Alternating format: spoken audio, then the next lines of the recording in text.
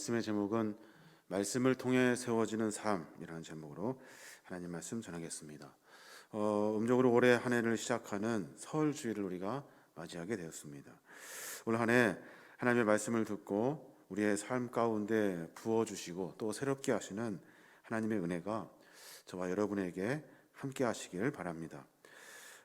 이야기를 하나 드리고 싶은데, 어미꿩이 새끼 꿩들을 데리고 이렇게 들판으로 나아가서 먹이를 이렇게 함께 주워 먹고 있었습니다.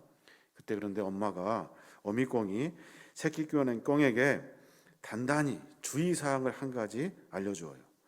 뭐라고 하냐면, 너희들이 땅 위에서 먹이를 찾아 먹을 때는 입으로 먹고 눈으로는 먹이를 찾고 발로는 이렇게 흙을 다 더듬고 이렇게 헤집다가 귀만은 열어놓고 있다 엄마의 음성을 듣도록 하여라. 그래야만이 여우가 왔을 때 피할 수 있다고 가르쳐줍니다. 이렇게 간곡하게 주의를 주어서 새끼 꿩들은 자기들끼리 먹다가도 어미가 새끼를 이렇게 부르는 그 위험을 알려주는 소리를 들으면 금방 어미에게로 이렇게 갔다는 거예요. 근데 그 한 마리가, 새끼 꿩 그 한 마리가 어미꿩의 이 말을 중요하게 듣지 않고 자기 멋대로 여기저기 좋은 먹이를 찾아 돌아다닙니다. 그러다 보니까 자꾸 어미하고 멀리 떨어지게 된 거예요. 결국 너무 멀리 간 새끼 꿩은 여우가 나타났을 때 어미의 소리를 들을 수가 없게 됩니다. 그래서 결국에는 여우에게 잡아먹히고 말하게 된 거예요. 여러분, 우리가 아무리 마음대로 산다고 해도, 아무리 우리가 바쁘고 분주하게 산다 하여도 들어야 할 음성이 있는 거예요. 들어야 할 음성은 들어야 우리가 살아갈 수가 있게 되는 겁니다. 오늘 우리가 읽은 본문, 이스라엘 백성들이 가장 중요하게 여기는 말씀입니다. 그 시작을 히브리어 쉐마라는 단어로 시작하는데, 그 쉐마라는 단어의 뜻이 뭐냐면 들으라 이스라엘이라는 뜻이에요. 들으라 이스라엘. 반드시 들어야 하고 반드시 순종해야 한다는 내용이 오늘 본문에 담겨져 있는 거예요. 이제 우리가 설을 맞이하여서 인생을 새롭게 시작하고 또 여러 가지 상황으로 하여금 우리로 하여금 새로움을 요구하는 그런 시대를 살고 있습니다. 어떻게 살아야 할까요? 개인의 삶을 다시 세워야 하는데 어떻게 세워야 하고, 가정을 다시 일으켜야 하는데 어떻게 세워 일으키고, 어렵고 힘든 상황에도 하나님의 말씀을 기억하며 어떻게 하면 공동체의 미래를 세워갈 수 있을까요? 오늘 본문의 말씀을 통해서 분명히 우리가 무엇을 해야 되는지, 어디서 다시 시작해야 되는지에 대해 같이 고민하고 함께 은혜를 나누려고 합니다. 어떻게, 무엇을 다시 시작해야 하는 걸까요? 어려움 가운데 이스라엘 백성들에게 삶의 전환점을 주었던 말씀이 바로 오늘 이 말씀입니다. 이 말씀을 보고 실천하면서 개인과 가정과 그리고 공동체가 새로워진 거예요. 먼저 해야 될 일이 뭐냐면 바른 신앙 고백을 가져야 한다는 거예요. 바른 신앙 고백. 오늘 본문의 말씀에 보니까 이 고백에 대한 이야기를 하고 있어요. 여러분, 기억해야 되는데 신앙 고백에는 세 가지 요소가 포함하고 있어요. 세 가지 요소. 하나는 뭐냐면 믿음의 대상이 누구인지 분명해야 되는 거예요. 믿음의 대상이 누구인지 분명히 가르쳐줘야 돼요. 또 우리가 왜 그것을 믿는지, 이 믿음을 가지고 살아야 하는지에 대한 정확한 목적이 우리 안에 있어야 하는 거예요. 또 내가 믿는 대상을 통해서 내 삶이 어떻게 변화되었는지 이 경험을 고백할 수 있어야 하는 것이 신앙 고백이에요. 믿음의 대상이 누굽니까? 우리의 믿음의 대상. 보면 말해요. 신명기 6장 4절에 보니까 이스라엘아 들어라, 우리 하나님 여호와는 오직 유일한 여호와시니 라고 말씀하세요. 우리가 믿어야 될 대상은 오직 유일하신 여호와 하나님이에요. 그럼 그분을 왜 믿어야 합니까? 왜 믿어야 돼요? 우리는 하나님이 이 세상에 소금과 빛이 되라고 선택하신 백성이에요. 신명기 6장 2절에 보면 내 나를 장구하게 하기 위한 것이다 라고 말씀하셔요. 내 나를 장구하게 하기 위해서. 장구라는 말이 무슨 말이냐면 번영을 누리게 하기 위해서 하나님께서 우리를 선택하시고 우리에게 믿음을 허락해 주셨다는 거예요. 이 번영은 부와 명예를 말하는 것이 아니에요. 창세기에 나와 있는 생육하고 번성하고 땅에 충만하라는 말씀의 번영이에요. 이 말씀은 무슨 말씀이냐면 온 천하에 주만이 여호와이신 것을 알리게 하라라는 번영이에요. 내가 뭐 잘되고 자손이 많아지고 이런 번영이 아니라 우리를 통해서 하나님이 드러나게 하여라 라는 번영이라고요. 또 내가 믿는 대상을 통해서 내 삶이 어떻게 변화되었는지 경험하고 고백할 수 있어야 하는 거예요. 나는 전에는 그렇게 안 살았는데 이제는 이렇게 살고 있습니다 라고 말할 수 있어야 된다는 거예요. 신명기 6장 5절에 보면 너는 마음을 다하고 뜻을 다하고 힘을 다하여 내 하나님 여호와를 사랑하라 라고 명령하셔요. 바꿔 말하면 나는 이제부터 마음을 다하고 뜻을 다하고 힘을 다하여 여호와 하나님만을 사랑하겠습니다 라는 고백, 이 고백이 우리 안에 분명히 있어야 하는 거예요. 코로나로 인해서 여러 가지 어렵고 힘든 상황을 보내고 있습니다. 우리의 믿음과 신앙을 다시 세워내야 되는데 우리의 신앙 고백을 바르게 해야 한다는 거예요. 우리가 누구를 믿는지 고백해야 돼요. 도대체 우리가 누구를 믿는지, 우리가 왜 믿어야 하는지, 그리고 내 믿음의 대상을 통해서 내 삶이 어떻게 변화되고 있는지에 대한 분명한 고백이 우리 안에 있어야, 그래야 신앙 안에 다시 새롭게 세워지는 겁니다. 이것은 예수 그리스도만이 나의 구세주가 되시고 나의 주님이 되시고 내 인생의 생사화복을 주관하시는 분은 하나님이심을 고백하는 거예요. 또 그 주님을 전심으로 사랑하고 말씀 속에 삶을 실천하여 가는 것, 이것이 우리의 삶의 목적이 되어야 하는 겁니다. 이것이 우리의 삶의 기초가 되어야 되고 출발점이 되어야 한다는 신앙 고백, 이스라엘 백성들은 그 이야기를 먼저 하고 있는 거예요. 이것이 자신의 인생을 새롭게 세워가는 삶의 방법이에요. 한 번 더 말씀드리면 믿음의 대상이 누구인지 분명히 말씀하셔야 돼요. 혹 다른 것을 더 믿고 신뢰하고 있지는 않은지 생각해 봐야 돼요. 우리가 그분을 왜 믿습니까? 여러분을 통해서 일하실 하나님을 신뢰할 수 있어야 되는 거예요. 나를 위해서 믿는 것이 아니라, 나를 위해 믿는다면 그것은 가짜예요. 나에게 맡기신 주님의 명령을 찾아야 하는 거예요. 나를 이 땅 가운데 신앙인으로 그리스도인으로 살게 하신 하나님의 분명한 목적이 있다고요. 그 목적을 찾아가야 하는 거예요. 그리고 내가 믿는 대상을 통해서 내가 무엇이 달라졌는지 경험해야 하는 거예요. 하나님, 저는 하나님 믿기 전엔 이렇게 살다가 이제는 이렇게 살기로 작정하고 이렇게 살고 있습니다 라고 고백할 수 있어야 하는 겁니다.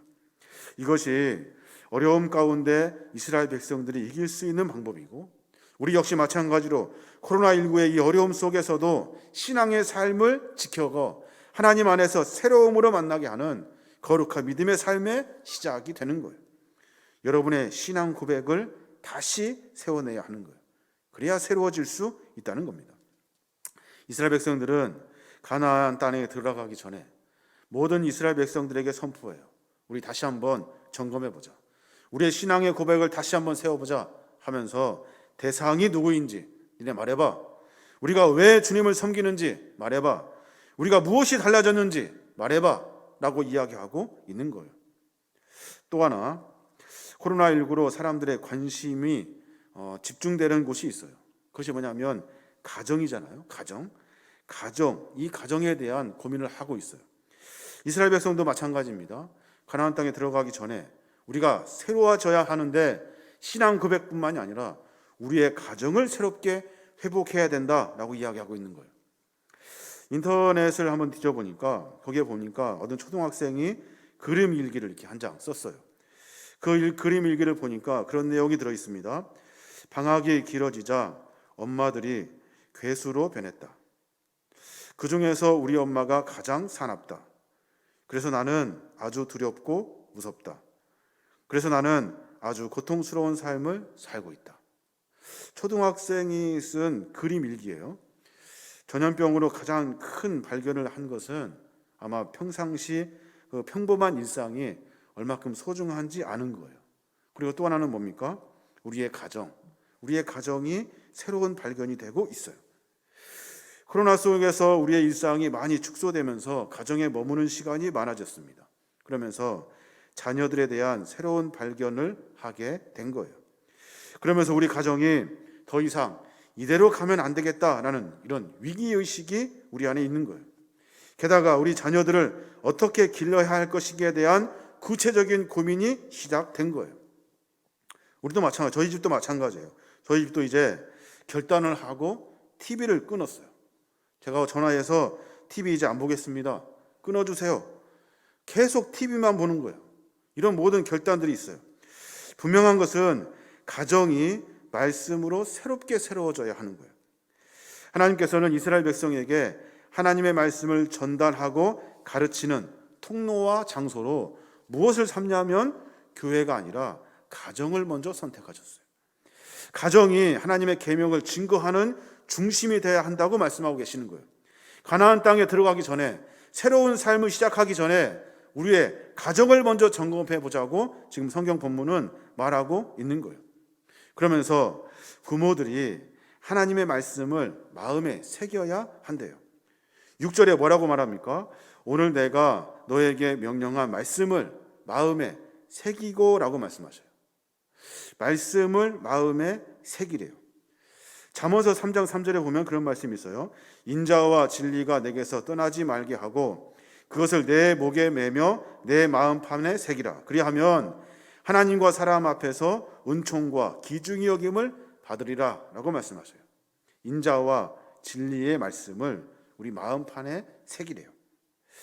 부모들이 먼저 우리 마음에 말씀을 새겨야 한대요. 말씀을 새긴다는 말이 뭘까요? 말씀을 새긴다는 말은 삶을 통해 나타낸다는 말이에요. 그냥 들은 것, 생각나는 것, 이런 것들은 상황이 바뀌면 달라지고 잃어버리게 되어 있어요. 그냥 흘러가 버린다고요.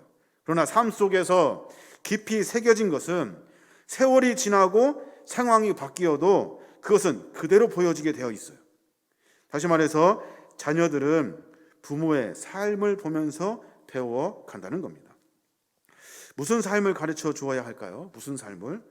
바르게 사는 것, 정직하게 사는 것, 음주 가무를 즐기지 않는 것, 이런 것들은 사람들 다 알아요.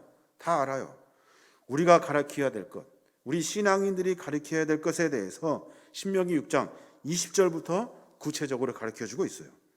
20절에 보니까 후일에 내 아들이 내게 묻기를 우리 하나님 여호와께서 명령하신 증거와 규례와 법도가 무슨 뜻이냐 하거늘 너는 내 아들에게 이르기를 우리가 옛적에 애굽에서 바로의 종이 되었더니 여호와께서 권능의 손으로 우리를 애굽에서 인도하여 내셨나니 라고 말해주래요. 무슨 말입니까? 아들이 물어요. 아버지, 하나님이 뭐예요? 하나님을 믿는 이유가 뭐예요? 하나님을 믿으려면 어떻게 해야 돼요? 라고 물었대요. 그랬더니 부모가 다른 말 하지 말고 이렇게 해라 저렇게 해라가 아니라 하나님이 우리를 인도하셨단다 라고 말해주래요.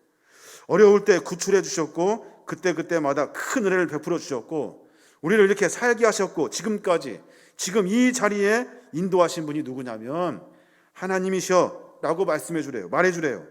그 하나님을 우리가 어떻게 두려워하지 않을 수 있고 섬기지 않을 수 있고 그 명령을 따르지 않을 수 있니? 라고 대답해 주라는 거예요. 쉽게 말씀드리면 엄마 아빠가 지금 살아온 것이 하나님이 지켜주시고 인도하셨기 때문에 내가 이렇게 살 수 있었어. 너와 내가 지금 이렇게 만날 수 있는 것은 하나님의 은혜야. 하나님이 우리를 인도해 주셨어 라고 말해 주라는 거예요. 이것은 삶 속에서 하나님을 새겨놓고 하나님과 함께 삶을 살아내는 모습을 고백하는 일이 아니면 불가능한 일이에요. 하나님께서 우리를 인도하셨고 힘들고 어려울 때마다 우리와 함께 해주셨다는 것을 엄마, 아빠에게서 듣는 거예요. 아이들이. 그러면 하나님에 대한 신뢰가 생기기 시작합니다. 우리 엄마, 아빠 그리고 우리 가정이 지금 이렇게 행복하고 함께 할 수 있는 이유가 하나님이셨다라는 사실을 깨닫게 되는 거예요. 그러니까 반대로 어렵고 힘든 일이 생겨도 지치고 낙심되는 일이 생겨도 하나님이 우리와 함께 하셔. 하나님 우리를 다시 일으키실 거야 라는 그 부모의 고백과 그 신앙의 고백을 같이 공유하면서 그 믿음의 가정과 가문을 세워가게 되는 거예요. 하나님을 어떻게 섬겨야 할까요? 복잡하게 말해줄 필요가 없대요. 성경 우리에게 분명히 가르쳐 줘요. 우리를 인도하시는 분은 하나님이셔. 규례와 규칙과 규범이 뭡니까? 라고 물을 때 우리를 지키시고 인도하시는 분은 하나님이셔. 지금 우리 이렇게 살 수 있는 이유가 하나님이셔 라고만 가르쳐 주면 된다는 거예요.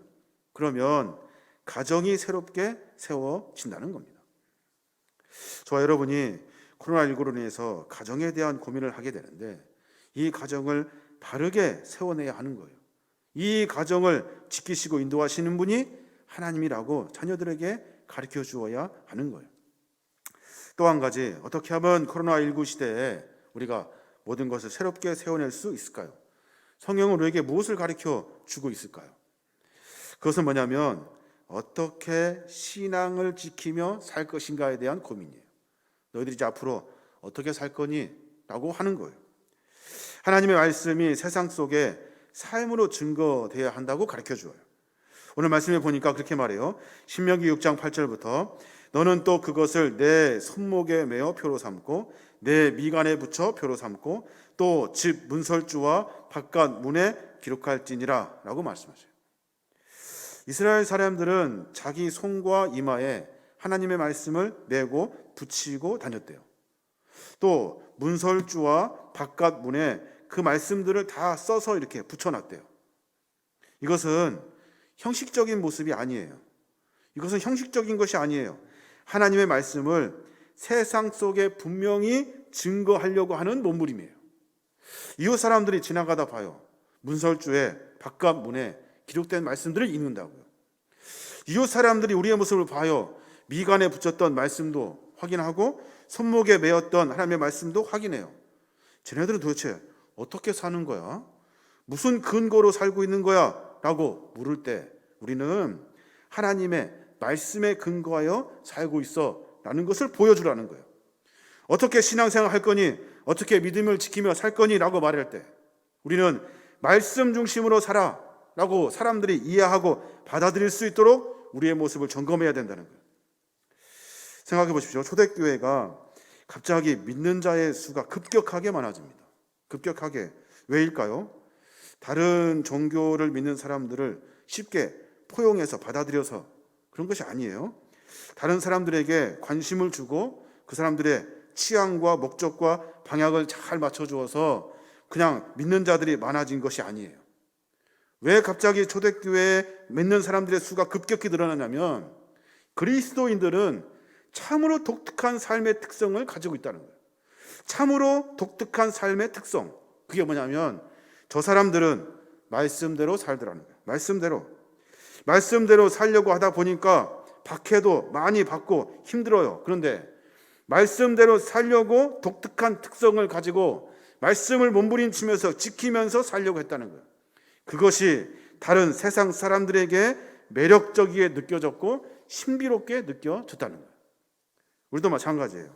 우리도 삶을 살아내면서 우리 안에 말씀이 분명히 살아서 말씀이 내 안에서 흘러넘쳐야 돼요. 다른 사람들이 봤을 때 저 사람의 신앙의 가치관, 삶의 가치관은 무엇인가 라고 물을 때 우리를 통해서 말씀을 만날 수 있도록 해야 하는 거예요. 두 권의 책을 제가 소개해 드리기 원하는데 하나는 예배학자인 제임스 에머리 화이트라는 교수님이에요. 그 교수님이 쓴 책이 제목이 뭐냐면 종교 없음이라는 책이에요. 종교 없음. 그 책의 내용을 보면 그래요. 오늘날 세상의 관심을 사로잡는 것이 한 가지가 있대요. 세상의 관심을 사로잡는 것. 그게 뭐냐면 대의 명분이라는 거예요. 대의 명분. 대의 명분이 뭐예요? 마땅히 지켜야 할 도리나 목표예요. 이것이 대의 명분이에요.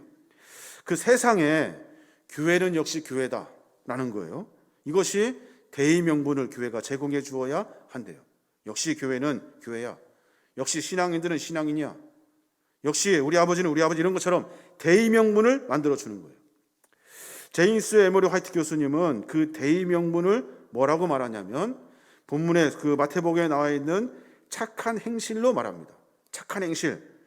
마태복음 5장 16절에 보면 이같이 너의 빛이 사람 앞에 비치게 하여 너희로 너희 착한 행실을 보고 하늘에 계신 너희 아버지께 영광을 돌리게 하라.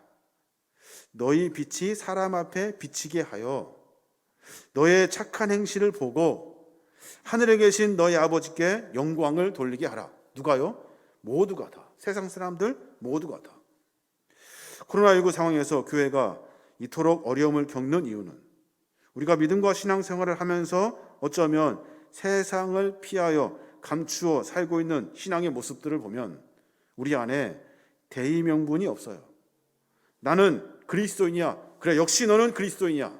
나는 이런 대의 명분이 우리 안에 사라진 거예요. 이런 모습이 사라졌기 때문에 이 시대를 감당할 수가 없어요. 복음의 역동성도 없고 생명력도 없어요. 그리스도인이라는 것 자체가 부끄럽고 창피하게 느껴지는 거예요. 신앙인이라면, 그리스도라면 내 안에 말씀을 세워서 내가 말씀을 지켜 세상 사람들에게 나로 하여금 말씀이 비춰지게 해야 하는 거예요. 보여지게 하는 거예요. 또 하나 책이 있는데 종교학자가 쓰신 책인데 로드니 스타크라는 교수님이 쓰신 책이에요. 그 책의 제목이 뭐냐면 기독교의 발흥이라는 책이에요. 초대교회의 부흥을 종교사회학적 관점에서 관찰하신 거예요. 그 책의 그 내용을 보면 그렇게 말씀하셔요. 끊임없는 자연재해, 도시위생 문제, 높은 밀집도, 잦은 정쟁, 새로운 이민자의 유입, 그로 인해서 많은 전염병, 인종적인 갈등, 사회적 혼란, 그리고 그 로마 콜로세움에서 벌어지는 잔인함과 야망성은 당시 로마 도시의 일상이며 참상이었다. 그런데 그 안에서 보여준 기독교의 미덕이 있는데 그 미덕을 보고 모든 사람들이 말했대요. 뭐라고 말했냐면 저들이 얼마나 서로 사랑하는지 좀 봐라. 저들이 얼마나 서로 사랑하는지 좀 봐라 라고 감탄하며 말했대요. 그리고 고대 사회에 이상하게 비칠 정도로 가족에 대해서, 민족에 대해서, 인종에 대해서, 계급에 대해서 그 모든 사람들의 생각을 뛰어넘는 자비와 긍휼과 애착과 관계와 신뢰를 그리스도인 안에서, 그러니까 그들이 가지고 있는 교리의 힘을 통해서 사랑의 모습을 보여주었다는 거예요. 그 사람들이 뭐라고 이야기하냐면 야, 쟤네들 봐. 쟤네들 정말 서로 사랑하면서 사는 것 좀 봐봐. 신기하다. 종도 없고 주인도 없어. 그리고 가정에서 남자도 여자도 없어. 계급도 다 뛰어넘어. 모두가 다 사랑하고 있어. 이런 실천적인 접근, 이걸로 하여금 로마 도시, 그 피폐됐던 그 어렵고 힘들었던 그 로마 도시가 다시 재활성화시키는 역할을 했다는 거예요. 생각해 보니까 2, 3세기 때 박해를 받고 있던 소수의 아주 작은 종교, 그 기독교가 국교가 될 수 있었던 것은 대의 명분, 역시 교회는 교회다. 역시 예수 믿는 사람은 예수 믿는 사람이다 라는 사람들의 대의 명분, 또 그들이 예수님의 가르침에 따라서 실천적으로 삶을 살아내려고 했던 그 실천의 모습들이 그 피폐된 로마 도시를 다시 활성화시켰다는 거예요. 성경에 나와 있는 계명 2가지 큰 계명이 있는데 하나님을 사랑하는 것, 그리고 이웃을 사랑하는 거예요. 이게 우리 안에 대의 명분이 되어야 하는 거예요. 역시 신앙인들은 그렇게 사는 거구나. 사랑하는 여러분, 초대교회는 세상 사람들이 볼 때 아주 하찮은 존재였어요. 나그네와 같았고, 그리고 힘이 없는, 아주 박해나 받고 고난이나 겪는 그런 아주 연약한 존재들이었어요. 그런데 그리스도인의 본질을 잃지 않으니까 세상의 변화를 이끌어내는 리더들이 되더라는 거예요. 이것이 어디에서 가능한 일일까요? 이것이 이 힘이 어디서 나오는 걸까요? 하나님의 말씀에서 가능한 일이에요. 말씀. 다윗이 고백해요. 사무엘하 22장 29절에 여호와여 주는 나의 등불이시니 여호와께서 나의 어둠을 밝히시리이다. 여호와여 주는 나의 등불이시래요. 그리고 여호와는 나의 어둠을 밝혀 주신대요. 여호와 하나님은 무엇을 말하고 있을까요? 그것은 우리에게 허락해 주시는 하나님의 말씀에 하나님의 진리가 그 속에 들어 있는 거예요. 왜 유대인들은 거추장스럽게 불편하게 그리고 형식적인 모습같이 손목에 말씀을 메고 미간에 말씀을 붙이고 집 문설주에 그 말씀을 이렇게 쭉 기록해 놨을까요? 왜냐하면 우리는 말씀을 삶의 방향으로 삼겠다 이거예요. 너들 봐라, 우리는 말씀대로 산다. 말씀이 우리 안에 깊이 새겨져서 우리는 말씀을 지키며 살겠다라고 이야기해주고 있는 거예요. 저와 여러분이 이런 모습이 있어야 하는 거예요. 하나님 말씀을 깊이 묵상하고 또 하나님 말씀을 통해서 삶을 실천해 내는 거예요. 이번 주 어떤 목사님을 만났는데 그 목사님과 서로 대화를 나누면서 그런 생각이 들어요. 내가 신앙 안에서 살면서 내가 삶의 여러 가지 조건과 상황 속에서 적당히 말씀의 기준이 아니라 삶의 타협을 하면서 살았던 내 삶의 모습이 기억이 나요. 부끄럽고 창피한 모습들이 있어요. 이것을 사람들이 잘 모를 것이라고 생각하고 우리는 말씀에 분명히 그렇게 하지 말라고 하는 일들을 우리가 그냥 적당히 그냥 그렇게 살아가는 삶의 모습들, 그런 같이 이야기를 나누면서 목회자라면 신앙인이라면 우리를 통해서 사람들이 정직도 만나야 되고 우리를 통해서 삶의 그 존재 의미, 그러니까 우리는 무엇을 하며 사는 사람인지도 알아야 하고 우리의 삶의 모습을 통해서 하나님이 드러나고 역시 하나님을 믿는 사람은 무언가 달라라는 소리를 들을 수 있도록 우리 그렇게 살아야 되지 않겠나 라는 그 이야기를 나눈 적이 있어요. 신앙인이라면 그런 거예요. 가나안 입성을 앞에 두고 이스라엘 백성들을 모아놓고 하나님 말씀을 선포합니다. 여러분, 우리의 신앙을 다시 고백합시다. 우리의 신앙을 다시 고백합시다. 우리가 누구를 믿습니까? 그리고 또 우리가 무엇을 하고 있습니까? 우리의 삶에 달라진 것이 무엇입니까? 하나님이 나에게 맡기신 것이 무엇입니까? 라고 다시 세워넣었다는 거예요. 그리고 가정을 다시 세워내기 위해서 복잡하고 규칙 만들어서 아이들 괴롭히지 말고 그러니까 부모들이 체험했던 하나님을 고백해 주라는 거예요. 하나님이 나를 그때 그렇게 인도해 주셨다. 이것은 부모의 마음에 신앙이 세워지지 않으면, 믿음이 세워지지 않으면 불가능한 일이에요. 말씀은 그거면 충분하다는 거예요. 또 내가 삶 가운데 정말로 참 가치의 삶으로 내가 다시 말씀 앞에 설 수 있도록 내 삶의 모습을 점검해야 한다는 거예요. 그래서 하나님이 나에게 보시기에 과연 내 모습을 보시고 하나님이 어떻게 영광을 받으실지, 내 삶의 모습을 통해서 하나님이 무엇을 원하시는지를 늘 고민하며 살아야 한다는 겁니다. 자, 여러분, 설을 이제 맞이하게 되는데 설은 그냥 온 가족이 모여서 행복하고 그냥 맛있는 음식 먹고 사실 그러는 시간만은 아닙니다. 과거를 뒤돌아보고 지금까지 인도해 주신 하나님의 은혜를 다시 한번 기억하고 앞으로 우리 가족은 어떻게 살 것인지에 대한 고민을 나누는 시간이에요. 나뿐만이 아니라 우리 가정, 우리 교회, 우리 믿음의 공동체를 어떻게 세워갈 것인가에 대한 고민이에요. 저와 여러분이 믿음의 삶의 여정을 걸어가고 있습니다. 여러분, 세상에서 그리스도인으로 바르게 세움을 받아야 하는 거예요. 소금과 빛으로 우리를 부르신 하나님의 사명을 가지고 세상에 거룩한 믿음의 종들로 세워가야 하는 거예요. 나에게 맡겨진 많은 일들을 하나씩 이루어가면서 내가 드러나는 것이 아니라 하나님이 드러날 수 있는 신앙의 삶의 여정을 걸어가는 겁니다. 저와 여러분이 그런 삶의 의미와 각오와 결단으로 말미암아 이 어려운 코로나19의 시대를 잘 극복하고 우리 함께 모일 수 있을 때, 그리고 우리를 통해서 무슨 일이 일어났는지 서로 간증하고 고백하여 서로 하나님 나라의 기쁨을 나눌 수 있기를 주님의 이름으로 축원합니다. 아멘.